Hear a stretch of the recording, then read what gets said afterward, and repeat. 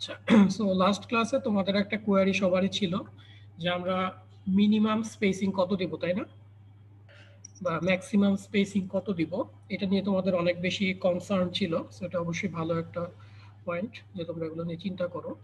তো আমি এখানে চেষ্টা করছি আমাদের যে বিএনবিসি কোড আছে, বিএনবিসি কোড অনুযায়ী স্পেসিং এর ব্যাপারটা আসলে কিভাবে আমরা ট্যাকেল দিব সেটা নিয়ে একটু কথা বলতে। তো ফার্স্টেই দেখো যে মিনিমাম ক্লিয়ারেন্স স্পেসিং কত, সেটা কিভাবে আমরা সিলেক্ট করব। এটাকে বলা হচ্ছে যে minimum clear spacing between parallel bar, এগুলো জেনারেলি হবে হচ্ছে না ইকুয়াল টু 1 বার ডায়ামিটার। তার মানে যে বার আমি দিচ্ছি তার ডায়ামিটারের সমান হতে হবে মিনিমাম, ঠিক আছে, but not less than 25 millimetre. তার মানে বার ডায়ামিটার অথবা হচ্ছে 1 ইঞ্চের চেয়ে কম হওয়া যাবে না, or 1.33 Times of maximum nominal size of concrete aggregate। তো মানে সরি, কোর্স এগ্রিগেটের যে সাইজ আছে তার 1.3 টাইমস। এইগুলাই হচ্ছে এর মধ্যে যেটা সবচেয়ে বড় সেটাকে আমাদেরকে চিন্তা করতে হবে মিনিমাম স্পেসিং এর জন্য। তো কথা বোঝা গেছে, মিনিমাম স্পেসিং এর জন্য ওইভাবে ডেফিনিট কোনো শর্ত দেওয়া না যে এত হইতেই হবে। শর্তটা এরকম যে 1 বার ডায়া 1 ইঞ্চি এবং হচ্ছে 1.3 অফ কোর্স এগ্রিগেট সাইজ। এর চেয়ে যেটা বড় হবে সেটাকে আমাকে মিনিমাম স্পেসিং হিসেবে কনসিডার করতে হবে, ঠিক আছে? সো এটা তোমরা সবসময় খেয়াল করবা যে 1 ইঞ্চির চেয়ে কম আমরা কখনোই দিই না। আবার বার ডায়ামিটারও জেনারেলি 1 ইঞ্চি মতোই হয় বা এর চেয়ে কম হয়। শুধু মিক্স ডিজাইন যদি জানা থাকে তোমার, তুমি তাহলে এখানে 1.33 কোর্স এগ্রিগেট সাইজটা বসায় তোমার হচ্ছে মিনিমাম ক্লিয়ার স্পেসিংটা ক্যালকুলেট করতে পারো। সো এটার ফুটিং এর জন্য এটা সব, এটা হচ্ছে ওভারঅল বিল্ডিং কনস্ট্রাকশনের জন্য, সব ধরনের কম্পোনেন্টের জন্যই, ঠিক আছে? আচ্ছা, তারপরে যখন বলতেছে সেকেন্ডটা দেখো যে হয় parallel reinforcement is placed in 2 or more layer. সে আমাদের একটা বিমের কথা চিন্তা করো। সো বিমের ক্ষেত্রে আমরা অনেক সময় দেখা যায় যে নিচে 3টা রিইনফোর্সমেন্ট বসানোর পর আরো 2টা রিইনফোর্সমেন্ট আমাদের লাগতেছে, তাই না? এটাকে লেয়ার বলতেছি, এক একটা লেয়ারের রিইনফোর্সমেন্ট। তো এখানে যখন 2টা অথবা বেশি লেয়ারে তোমাকে বসাতে হবে তখন বলতেছে যে আপার layer shall be placed directly above those in bottom layer. তার মানে উপরে বসাতে হবে, বটম লেয়ারের উপরে, এবং with a clear distance between layers not less than 1 inch, মানে 25 মিলিমিটারের চেয়ে কম হতে পারবে না। আচ্ছা, এটা গেল সেকেন্ডটা। এটা হচ্ছে জেনারেল সব ধরনের কনস্ট্রাকশনের ক্ষেত্রে। আর পরেরগুলো হচ্ছিল স্পেসিফিক। কি বলছে দেখো, for compression member, that's mean basically হচ্ছিল কলাম টাইপের যেগুলো আছে। তো এটার ক্ষেত্রেও বলছে ক্লিয়ার স্পেসিং আমাদের, ক্লিয়ার করি একটু এগুলো। সে কলামের ক্ষেত্রে বলছে যে 1.5 বার ডায়ামিটার, 1.5 বার ডায়ামিটার, নর হচ্ছে 40 মিলিমিটার। তার মানে অ্যারাউন্ড হচ্ছে তোমার কত বলবো 1.5 ইঞ্চির মতো, ঠিক আছে? এবং নর 1.3 Times maximum nominal size of course aggregate. তাহলে এইটা হচ্ছে জেনারেল সবার জন্য। আর কম্প্রেশন মেম্বার জাস্ট কলামের ক্ষেত্রে এইটা। এখন কম্প্রেশন কলামের ক্ষেত্রে কেন এই মিনিমাম স্পেসিংগুলো একটু বেশি, বোঝা যায় কেন?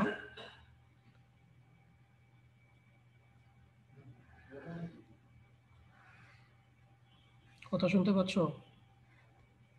জি স্যার।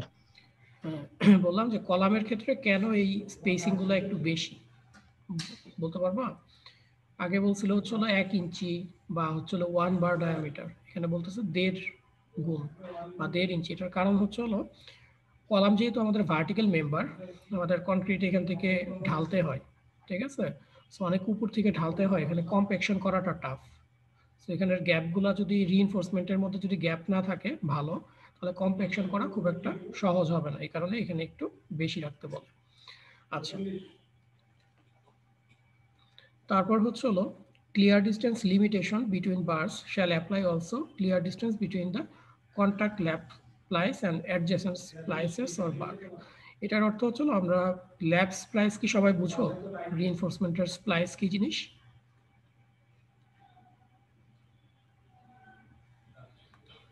বুঝো না না স্যার।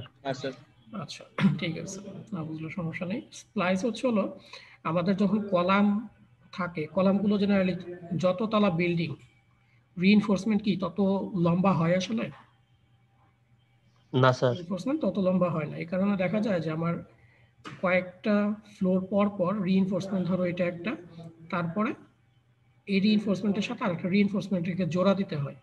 এই যে জোড়া দেওয়ার যে জায়গাটা, এগুলোকে আমরা বলি স্প্লাইসিং। সো যখন তুমি স্প্লাইসিং করবা, স্প্লাইসিং করার ক্ষেত্রেও এই লিমিটেশনগুলো তোমাকে মেনটেন করতে হবে, ঠিক আছে? আচ্ছা, তারপরে দেখো যে ওয়ান ওয়ে স্ল্যাবের ক্ষেত্রে কি বলা আছে। তো ওয়ান ওয়ে স্ল্যাবের ক্ষেত্রে যেটা বলা আছে যে ম্যাক্সিমাম বার স্পেসিং এটা হবে 3 Times of the wall or slabs thickness H, তার মানে 3 ইন্টু এইচ, এইটা নট তোমার 450 মিলিমিটার। সো এই দুইটার থেকে যেটা ম্যাক্সিমাম আসে সেটাকে আমাদেরকে ক্যালকুলেট করতে হবে। আর 2A স্ল্যাবের ক্ষেত্রে ম্যাক্সিমাম স্পেসিং এটাকে বলতেছে যে টুয়াইস এইচ অর 450 মিলিমিটার। আর টেম্পারেচার শ্রিঙ্কেজ যে রিইনফোর্সমেন্টটা আমরা দেই সেটার ক্ষেত্রে বলতেছে 5 টাইমস, তাহলে 5 ইন্টু এইচ অর 450। সো এখানে ফুটিং এর জন্য ওইভাবে স্পেসিফিক কোনো ম্যাক্সিমাম রিইনফোর্সমেন্টের স্পেসিং কত হবে সেটা আমরা আসলে দেওয়া নাই। আমরা যেটা করব, আমরা যেহেতু 2 ওয়ে হিসাবে চিন্তা করি, 2 ওয়েটা অ্যাকসেপ্ট করব, অথবা টেম্পারেচার যখন দিব তখন টেম্পারেচারটা অ্যাকসেপ্ট করব, ঠিক আছে? তো এগুলো হলো ম্যাক্সিমাম স্পেসিং এর ক্ষেত্রে তোমার বিএনবিসি এর গাইডলাইন। সো ফুটিং এর জন্য ওইভাবে মানে স্পেসিফিক্যালি কোনো কিছু আমাদের দেওয়া নাই। সো আমরা 2 ওয়ে স্ল্যাবের যেটা আছে এবং টেম্পারেচার স্টিল যেটা আছে এটাকে আসলে অ্যাডপ্ট করব। সো এই জিনিসটা কি সবার ক্লিয়ার এখন?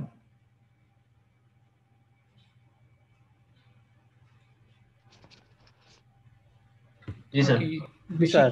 বেশি ক্লান্ত মনে হচ্ছে আজকে পরীক্ষা দিয়ে। কি পরীক্ষা ছিল? স্যার এনভায়রনমেন্ট মুখস্থ অনেক, তাই তো?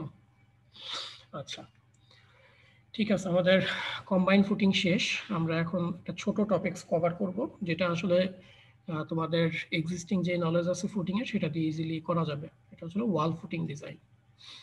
তো আমরা এতদিন যেগুলো দেখলাম সেটা হলো যে একটা কলামের নিচে যদি আবার ফুটিং ডিজাইন করতে হয় সেটা কিভাবে করব, বা একটা হলো তোমার দুইটা কলাম যদি পাশাপাশি থাকে সেটার নিচে যদি কম্বাইন্ড ফুটিং দিতে হয়, বা সার্কুলার কলামের নিচে যদি দিতে হয় সেক্ষেত্রে কিভাবে করব। এখন আমাদের অনেক সময় যেটা থাকে যে বিল্ডিং এ শেয়ার ওয়াল থাকে, তাই না? সো এরকম যদি ওয়াল থাকে, কন্টিনিউয়াস ওয়াল থাকে বা শেয়ার ওয়াল থাকে, সেটার নিচেও তো একটা ফুটিং আসলে আমাদেরকে প্রোভাইড করতে হবে। সেটা আমরা কিভাবে ডিজাইন করব। ডিজাইন করার আগে আমাকে ফার্স্টে একটু দেখি ওভারভিউ যে জিনিসটা আসলে কিভাবে কাজ করে। সো এটা যদি এরকম কন্টিনিউয়াস একটা ওয়াল হয়, এই ওয়ালের নিচে আমরা এরকম ফুটিং প্রোভাইড করি তার, ঠিক আছে? এখন এই ফুটিং এর ক্ষেত্রে লোড কি হবে, কিভাবে ডিজাইন করব, এই জিনিসগুলো আমরা একটু বোঝার চেষ্টা করি ফার্স্টে। তো এখানে যেহেতু কন্টিনিউয়াস আমার হলো ওয়াল থাকে, সো ওয়ালের ক্ষেত্রে আমরা লোডটা চিন্তা করি load per unit length of wall, মানে প্রতি ইউনিট লেন্থে কতটুকু করে লোড আসতেছে সেটার জন্য আমরা ডিজাইন করব। এবং ডিজাইনটাও করব হলো প্রতি ইউনিট লেন্থের জন্য যে ফুটিং কতটুকু লাগবে। সো এই একটা স্ট্রিপের জন্য আমরা আসলে এই ফুটিংটাকে ডিজাইন করব, এবং আমরা যেটা সবসময় করি যে সেন্টার টু সেন্টার কত রিইনফোর্সমেন্ট লাগবে সেটা বের করি। আচ্ছা, এখন যেটা আমাদের করতে হবে যে ফার্স্টেই আমাদেরকে অ্যাজ ইউজুয়াল যেটা করতে হয় যে এখানে ডেপথ কত লাগবে এবং এখানে তার উইডথ কত লাগবে এই জিনিসগুলো বের করতে হবে। যেহেতু ওয়াল কন্টিনিউয়াস, তার নিচের ফুটিংটাও কন্টিনিউয়াস হবে। তার মানে ওয়াল যত দূর পর্যন্ত কন্টিনিউ করবে আমার ফুটিংও তত দূর পর্যন্ত কন্টিনিউ করবে। সো আমার ভ্যারিয়েবল শুধুমাত্র এখানে উইডথ কতটুকু লাগবে সেটা বের করব। তো সেটা বের করার জন্য আমাদের যে নর্মাল সার্ভিস লোডের জন্য আমরা উইডথটাকে ক্যালকুলেট করি যে একটা ফুটিংয়ের লেন্থ কত বা উইডথ কত সেইভাবেই। তো তো ফুটিং এর ক্ষেত্রে আমাদের জিনিসটা ছিল এটা এরকম যে area of footing equal to হচ্ছিল সার্ভিস লোড ডিভাইডেড হচ্ছিল QE effective bearing pressure. So service লোডের মধ্যে আমাদের ছিল ডেড লোড প্লাস হচ্ছিল লাইভ লোড আনফ্যাক্টরড লোড। আচ্ছা, আর নিচে ছিল হচ্ছিল QE ইফেক্টিভ বেয়ারিং প্রেশার। এখন আমাদের যেহেতু এরিয়া অফ ফুটিংটা আমাদের ক্ষেত্রে কত হবে, আমরা এখানে সবসময় ধরতেছি হচ্ছিল 1 ফিট, তার মানে 1 ফিট ইন্টু হচ্ছে হলো বি, তাহলে এটা হচ্ছিল এরিয়া অফ ফুটিং। সো এই যে বি এটা ইকুয়াল টু হচ্ছিল dead load plus live load divided হচ্ছিল ইফেক্টিভ বেয়ারিং ক্যাপাসিটি। সো আমাদের যদি ডেড লোড, লাইভ লোড এবং ইফেক্টিভ তোমার বেয়ারিং ক্যাপাসিটি জানা থাকে, আমরা ইজিলি ফুটিং এর উইথ যেটা আছে বি সেটা বের করতে পারবো। আচ্ছা, তো এটা হচ্ছিল তার উইথ বের করা। এখন তোমরা তোমাদের নর্মাল এই পর্যন্ত যা বুঝছো, তোমরা কি বলতে পারবা যে এটা আসলে কিভাবে ডিজাইন করা উচিত, বেন্ডিং মোমেন্ট কিরকম হবে বা এটা কোন দিকে ডিফ্লেক্ট করবে?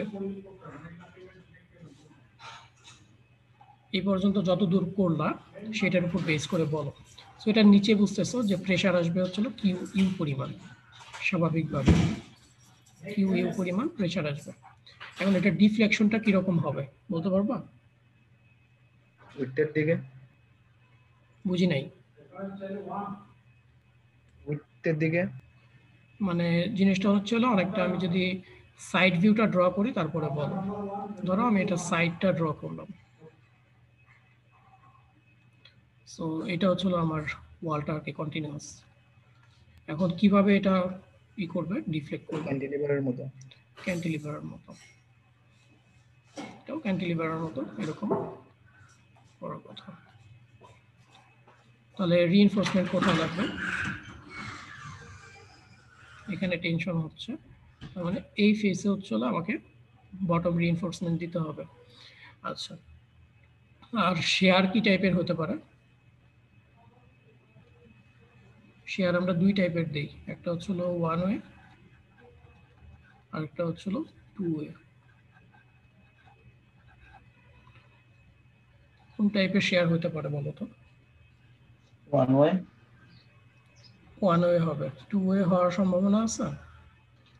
না স্যার, টু ওয়ে হবে না, তার মানে আমরা ওয়ান ওয়ে শেয়ার নিব, কারণ এখানে পাঞ্চিং হওয়ার সম্ভাবনাটা নাই, কারণ এটা কন্টিনিউয়াস, একটা কলামের মতো লিমিটেড জায়গায় নেই, এটা কন্টিনিউ করবে ফুটিং এর সাথে।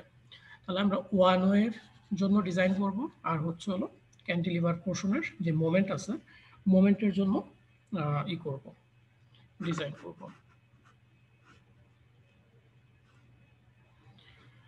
আচ্ছা, এখন ডিজাইনের ক্ষেত্রে আমরা যেটা করব, তোমাদের মধ্যে একজন আমাকে লাস্ট ক্লাসে মনে হয় কোশ্চেন করছিল যে স্যার হিসাবে তো ম্যাক্সিমাম মোমেন্ট হওয়ার কথা মাঝখানে, তাই না? তোমাদের সেকশনে ছিল? আমার স্যার এই কোশ্চেনটা ছিল কিন্তু করি নাই, যে ম্যাক্সিমাম তো স্যার এই জায়গাতে আসে, আমরা সাইডটা নিলে স্যার এটা দিয়ে ডিজাইন করলে তো ভালো হইতো। আচ্ছা ঠিক আছে, ওকে গুড, ঠিক আছে। বি সেকশনে হয়তো একজন কোশ্চেনটা করছিল। তো এখন জিনিসটা আসলে আমি ওই ক্লাসে অ্যান্সারটা দিছি, তোমাদের ক্লাসে যেহেতু কোশ্চেন করো নাই তোমাদের বলি নাই ওইভাবে।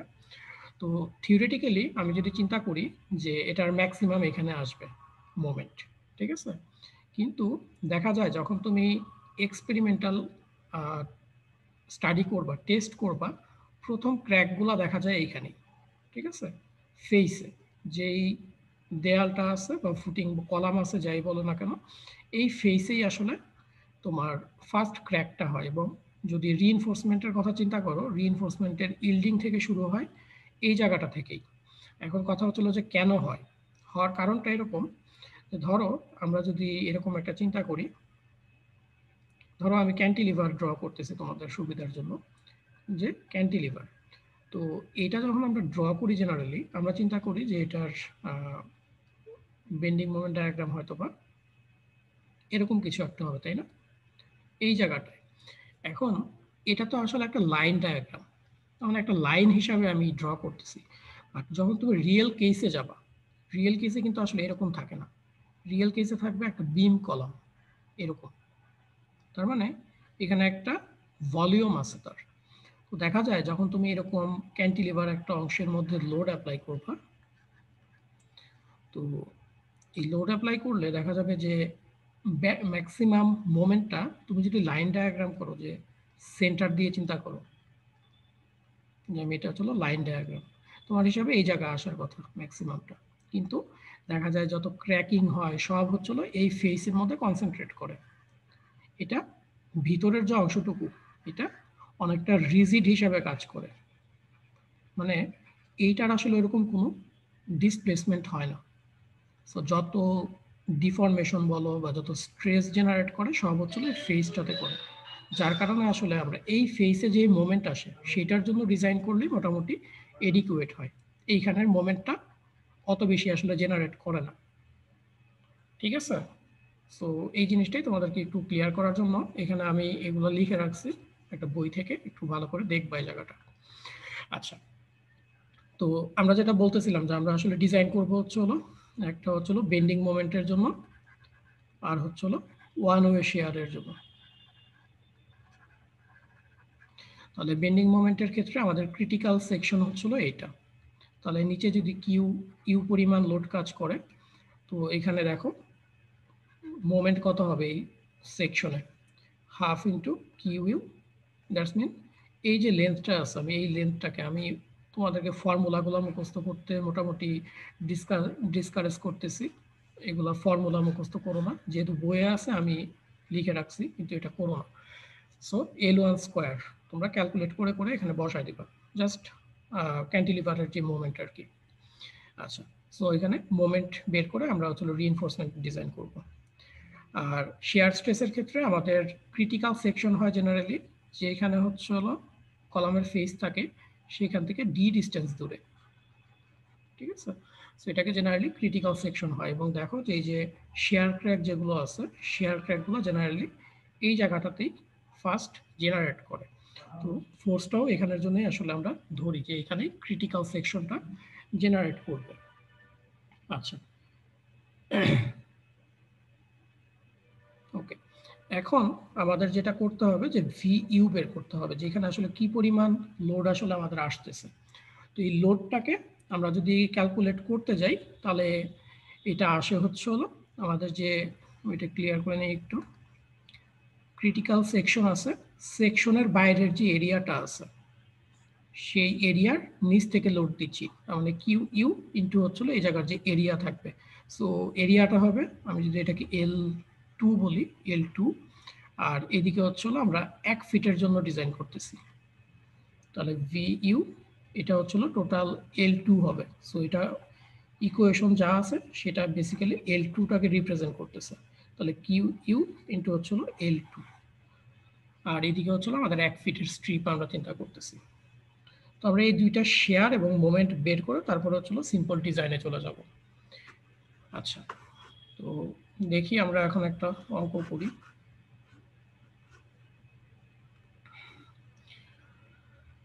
সো ফার্স্টে দেখো যেটা বলতেছে যে একটা 16 ইঞ্চ থিক রিইনফোর্সড কনক্রিট ওয়াল, যেটা হচ্ছিল 16 ইঞ্চ বা হচ্ছিল 1.33 ফিট, এটাকে একটা সার্ভিস লোড ক্যারি করতে হবে, যে ডেড লোড এবং লাইভ লোড, সেটা হচ্ছিল 14 কিপ পার ফিট আর হচ্ছিল 10 কিপ পার ফিট।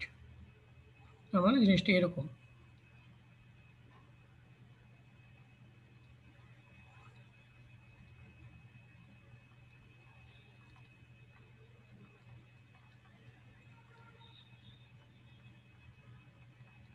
সো ডেড লোড হচ্ছে হলো 14 কিপ পার ফিট আর হলো লাইভ লোড হচ্ছে হলো 10 কিপ পার ফিট, এটার জন্য ডিজাইন করব। অ্যালাউয়েবল সয়েল প্রেশার বলা আছে 4.5 KSF, আর এটা বলা আছে 4 ফিট নিচে, যেটা আমরা সবসময় একটা নির্দিষ্ট ডিস্টেন্স নিচে নেই। আচ্ছা, আর এভারেজ ইউনিট ওয়েট সয়েলের ক্ষেত্রে বলা আছে 125 PSF। এখন বলতেছে যে design the footing of the wall, আর এসি প্রাইম আর এফওয়াই বলা আছে 4 KSI আর 60 KSI। আর ফাইনালি বলছে যে তোমাকে ফ্লেক্সারাল এবং শ্রিঙ্কেজ রিইনফোর্সমেন্ট প্রোভাইড করতে। আচ্ছা, তো ফার্স্টে আমরা যেটা করব যে আমাদের ইফেক্টিভ অ্যালাউয়েবল প্রেশার কত সেটা বের করব, কিউ ইফেক্টিভ। তো এখানে আমাদের কিউ অ্যালাউয়েবল হচ্ছিল 4 পয়েন্ট, কিউ অ্যালাউয়েবল মাইনাস হচ্ছিল 4 ফিট, যেটাকে আমরা ফুটিংয়ের ডেপথ জেনারেলি বলতে থাকি ডিএফ। সো এটা হচ্ছিল ডিএফ ইন্টু হচ্ছিল গামা ইন্টু এস, যে সয়েলের কতটুকু ইউনিট ওয়েট আছে। আচ্ছা, তো এটা যদি ক্যালকুলেট করি আমাদের আসতেছে আলটিমেটলি 4 কেএসএফ এর মতো। সো 4 কেএসএফ আসলে আমরা এখন এটার উইডথ কতটুকু আছে সেটাকে বের করতে হবে। তো আমাদের জন্য যেটা বললাম যে ফুটিং এর এরিয়া যেটা, এটা হচ্ছিল dead load plus live load divided হবে হচ্ছিল কিউ ইফেক্টিভ। তো টোটাল এরিয়া যদি আমরা চিন্তা করি, আমরা আসলে চিন্তা করতেছি এটার একটা 1 ফিটের স্ট্রিপ, তার মানে বি ইন্টু হচ্ছে হলো 1 ফিট ইকুয়াল টু হচ্ছে হলো আমাদের ডেড লোড হচ্ছে হলো 14, লাইভ লোড হচ্ছে হলো 10, ডিভাইডেড হচ্ছিল কত 4 কেএসএফ। সো এই 4 কেএসএফ যদি আমরা চিন্তা করি তাহলে আমাদের বি আসতেছে হচ্ছে হলো 6 ফিট, এখানে ফিট হবে, ফিট স্কোয়ার আসছে বলে, সো এটা আসতেছে 6 ফিট। তাহলে আমরা এখানে ধরলাম যে আমাদের বি হচ্ছিল 6 ফিট। আচ্ছা, এখন আমরা এখানে সরাসরি থিকনেসটাকে অ্যাসিউম করে নিছি। এখানে আর 2 রুট ওভার এ তুমি ইউজ করতে পারো, কিন্তু এটা অত বেশি আর হয়তো কাজ করবে না। সো এখানে তোমাকে ট্রায়াল হয়তো দিতে হতে পারে। সো এখানে তুমি ধরলা যে টোটাল থিকনেস হচ্ছিল 12 ইঞ্চি। সো আমরা ডি যদি ধরি তাহলে 12 মাইনাস হচ্ছিল 3 ইঞ্চি, সো 3 ইঞ্চি হচ্ছিল কভার, সো 9 ইঞ্চ ধরে নিলাম। সো কেউ যদি মনে করো যে না আমি একটু রুট ওভারে যেটা আছে সেটা ধরবো, ইটস ওকে, কোনো সমস্যা নেই, ওইটা ডি ইকুয়াল টু তুমি ধরতে পারো। আচ্ছা, তো এটা হচ্ছিল আমাদের 9 ইঞ্চ আমরা ধরলাম যে ডি হচ্ছিল 9 ইঞ্চ। এখন হচ্ছিল ডিজাইন প্রেশার নিচে কতটুকু আসবে, সো কিউ হচ্ছিল টোটাল ফ্যাক্টর লোড ডিভাইডেড হচ্ছে হলো আমাদের নিচের যে এরিয়া আছে। সো বেসিক্যালি 6 ইন্টু 1 যদি চিন্তা করো সেটা, সো 1.2 ইন্টু হচ্ছিল 14 আর 1.6 ইন্টু 10 ডিভাইডেড হচ্ছিল 6, আসতেছে 5.47 কেএসএফ। সো এটা হচ্ছিল ডিজাইন প্রেশার। আচ্ছা, এই পর্যন্ত কি কারো কোনো কনফিউশন আছে?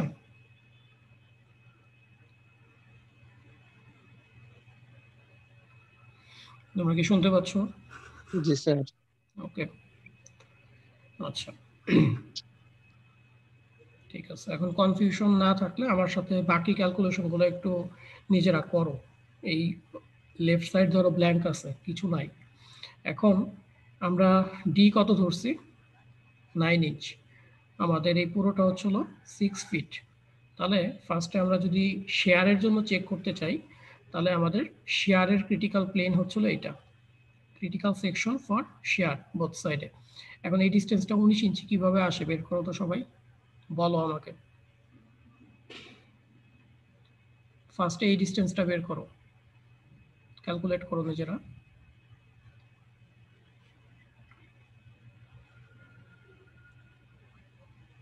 by 2 minus 1.33. সো পুরোটা হচ্ছিল 6 ফিট, এটা হচ্ছিল 16 ইঞ্চি, তাহলে এটা কত ইঞ্চি বের করো।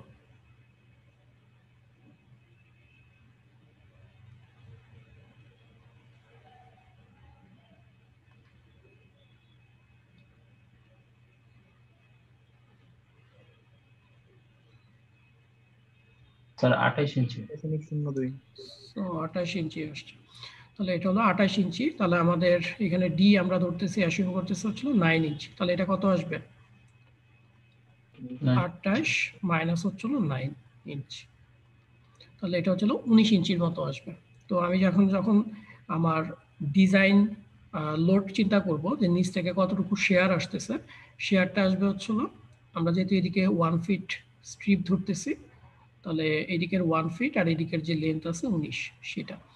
তো বেসিক্যালি এটাই করা আছে, ভি ইউ ইকুয়াল টু হচ্ছিল নিচ থেকে আমাদের কিউ ইউ সেটা আসতেছিল 5.47 কেএসএফ, আর ডি আমরা অ্যাসিউম করছিলাম 9 ইঞ্চ। সো এই দুইটা প্রিভিয়াস স্লাইড থেকে আসতেছে। তাহলে কিউ ইউ হচ্ছে হলো 5.47, আর নিচের এরিয়া তাহলে কত হবে বলো, 5.47 ইন্টু কত, 19 ইঞ্চি, সো এটা ডিভাইডেড 12 ইন্টু হচ্ছিল 1। সো বেসিক্যালি এটাই আসার কথা। এখন দেখো তো এটা কত আসে,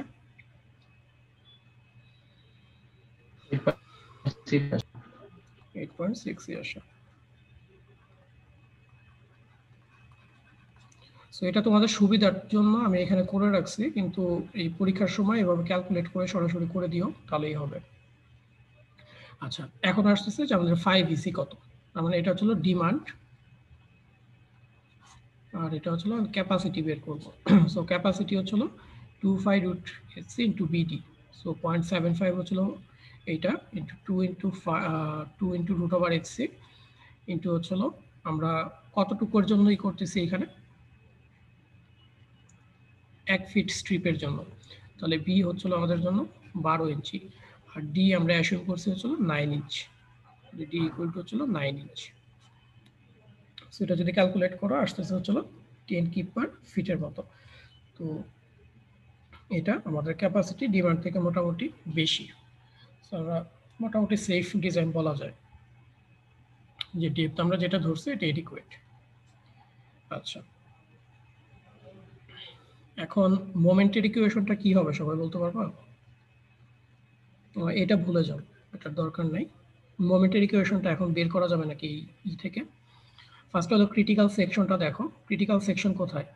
ফেসে, কলামের ফেস হলো ক্রিটিক্যাল সেকশন মোমেন্টের। তাহলে আমার এই ডিস্টেন্সটা লাগবে। সেই ডিস্টেন্স আমরা অলরেডি বের করে রাখছি, 28 ইঞ্চ। তো এখন যদি চিন্তা করো, এদিকের একটা স্ট্রিপ, এদিকে হচ্ছে হলো 1 ফিটের একটা স্ট্রিপ।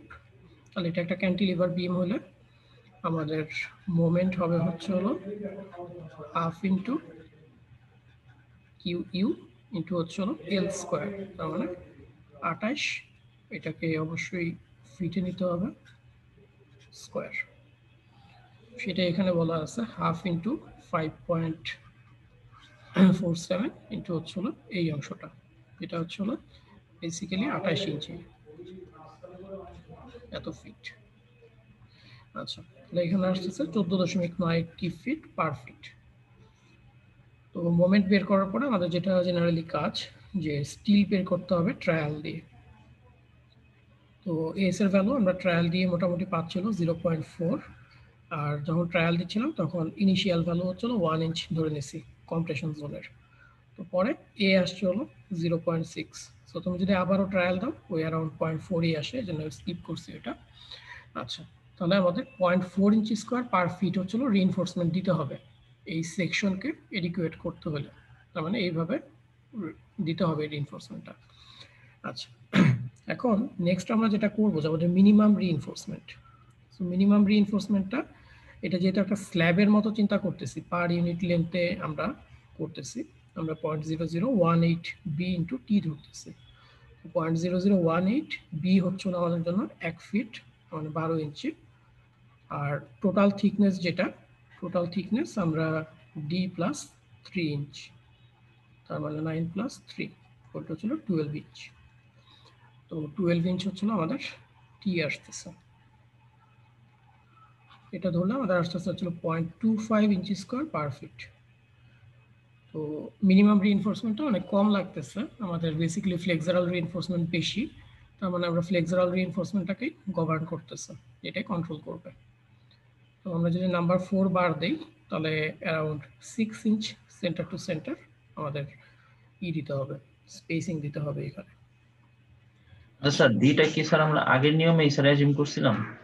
না, ডিটা আমি এই ক্ষেত্রে আসলে অ্যাসিউমটা ওইভাবে করি নাই, আমি জাস্ট ধরে নিছি যে T equal to 12 inch.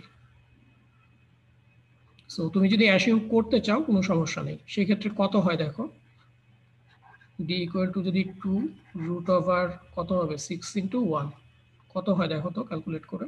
4.898 sorry 898 that's mean 4.9। So এটা আসলে ধরলে দেখা যাবে যে কাজ হবে না, ঠিক আছে। ওয়াল ফুটিং এর ক্ষেত্রে 10 থেকে 12 ইঞ্চি ধরে ট্রায়াল দিবা, এটা হয়তো বা ওইভাবে মিলবে না, ওটা ফুটিং এর ক্ষেত্রে তো থাম্ব রুল, এটার ক্ষেত্রে ওইভাবে আসলে কাজ করবে না হয়তো বা। আচ্ছা, সো এই ক্ষেত্রে তোমাকে একটা অ্যাসিউম করতে হবে। সো তুমি ম্যাথমেটিক্যাল প্রবলেম সলভ করতে করতে একটা মোটামুটি আইডিয়া হবে যে কত ইঞ্চি তুমি থিকনেস ধরবা। তো সেফ হচ্ছে হলো 12 ইঞ্চি বা 15 ইঞ্চি ধরো। আর পরীক্ষার জন্য তোমাদেরকে যেটা সবসময় আমি আগেও বলছি, যে যদি এই চেকটা মিলে যায় তাহলে আর তোমাকে সেকেন্ড বার ট্রায়াল দেওয়ার দরকার নেই। সে এখানে তোমার ক্যাপাসিটি আসলো হচ্ছিল 20 আর ডিমান্ড আসছে হচ্ছিল 7, তার মানে আমি ইচ্ছা করলে আরো ইকোনমিক করতে পারি। সেটা তুমি রিয়েল লাইফে যে করবা, যখন তোমার এক্সামের জন্য এটা ওকে, একবার ট্রায়াল দিলেই ওকে। আমার ক্যাপাসিটি এডিকুয়েট আর সরি ক্যাপাসিটি অনেক বেশি ডিমান্ড থেকে, এটা হলে ওকে আছে। সো তোমাকে আর ট্রায়াল দিতে হবে না যে আমি আর একটু কমাইতে পারি। বাট রিয়েল যখন ফিল্ডে কাজ করবা তখন তোমাকে এই পর্যন্ত যে থামলে হবে না, তখন সেটা ম্যাথমেটিক্যাল প্রবলেম থাকবে না, সেটা তোমার ইকোনমিক্যাল করতে হবে। সেই ক্ষেত্রে যে তুমি হচ্ছে হলো আরো কিভাবে ইকোনমিক্যাল করা যায়, থিকনেস কিভাবে কমানো যায় সেটা অবশ্যই চেক করবা। আচ্ছা, তাহলে আমাদের ফ্লেক্সারাল রিইনফোর্সমেন্ট মোটামুটি হয়ে গেল। এখন আমাদের ডেভেলপমেন্ট লেন্থ যেটা চেক করতে হয় সবসময়, সো আমরা এলডিটাকে চেক করি। সো FY/20 √/FC ইন্টু হচ্ছিল পার ডায়ামিটার। আমাদের ক্ষেত্রে নাম্বার 4 আমরা ইউজ করছি, আমাদের 4/8 হচ্ছিল ডায়ামিটারটা। সো 23 ইঞ্চির মতো আসতেছে। এখন আমাদের যে রিইনফোর্সমেন্ট আমরা এইভাবে বটমে দিব। তো এটা কতটুকু আসলে আমরা প্রোভাইড করব হচ্ছিল আমাদের একদিকে 28 ইঞ্চি ছিল মোটামুটি, সো আমরা এদিকে 3 ইঞ্চি কভার বাদ দিব। সো 3 ইঞ্চি কভার বাদ দিলে আমাদের আসতেছে 25 ইঞ্চি, যেটা ডেভেলপমেন্ট লেন থেকে মোটামুটি বড়। সো যেহেতু বড় আমাদের এটা ওকে। এখন এই ওয়াল ফুটিং এর ক্ষেত্রে একটা জিনিস হয়, সেটা হলো ওয়াল ফুটিং এ আমরা অলরেডি যেটা আলোচনা করলাম যে এটা ধরো একটা ওয়াল এবং এটা কন্টিনিউয়াস চলতেছে, সো এদিকে কন্টিনিউয়াস চলতেছে। সো আমরা জানি যে আমাদের বেন্ডিং মোমেন্ট আসবে এইভাবে, যার কারণে আমরা বটমে রিইনফোর্সমেন্ট দিচ্ছি। কিন্তু একটা হিউজ ভলিউমের কনক্রিট যেহেতু এখানে থাকবে এবং এই ডিরেকশনে কোনো রিইনফোর্সমেন্ট না দিলে এটা আসলে তোমার ক্র্যাক করবে। এই ক্ষেত্রে আমাদেরকে যেটা করতে হয়, এই লংগিটিউডিনাল ডিরেকশনে, তার মানে ওয়ালের লেন্থ বরাবর টেম্পারেচার অ্যান্ড শ্রিঙ্কেজ রিইনফোর্সমেন্ট তোমাকে মাস্ট প্রোভাইড করতে হবে। এটা হচ্ছিল টেম্পারেচার অ্যান্ড শ্রিঙ্কেজ রিইনফোর্সমেন্ট।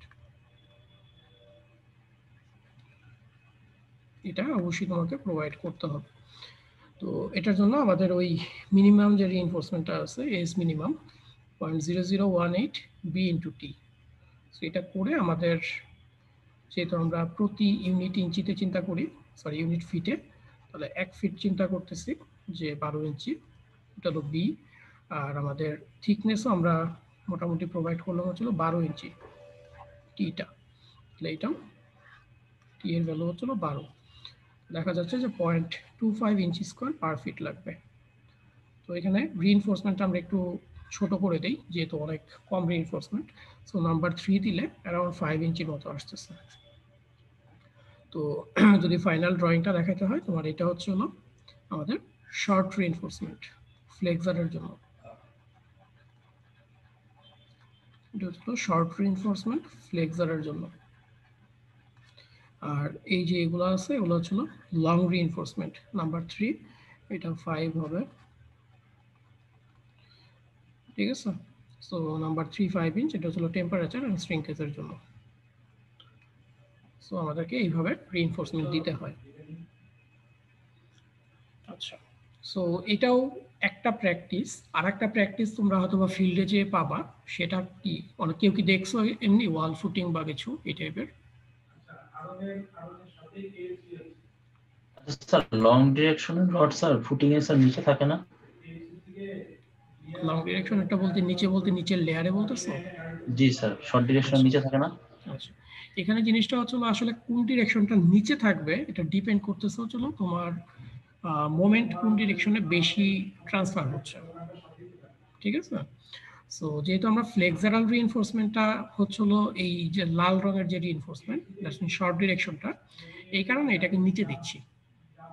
আর এই যে রিইনফোর্সমেন্টটা এগুলোর বেসিক্যালি ফ্লেক্সারাল পারপাসে দেওয়া হচ্ছে না, সো তার জন্য ডি একটু কম হলেও আমার সমস্যা নেই, সো এটা উপরে দিচ্ছি। সো এটা কখনোই মাথায় এইভাবে রাখবা না যে আমি শর্ট ডিরেকশন নিচে দিব বা লং ডিরেকশন নিচে দিব। জিনিসটা আসলে কেন নিচে দিচ্ছে সেটা আমাদেরকে বুঝতে হবে। আমাদের এম এর যে ইকুয়েশন সেটা হচ্ছে একটা কোএফিসিয়েন্ট ইনটু বিডি স্কয়ার, তাই না? এরকম। সো ডিটা তুমি যদি বেশি পাও তার মানে তোমার সে মোমেন্ট ক্যারি করতে পারবে বেশি। যে কারণে যেই ডিরেকশনে মোমেন্টের ভ্যালু বেশি, তোমার ডিটা যদি বেশি পাও তাহলে তোমার জন্য ইকোনমিক্যাল হবে।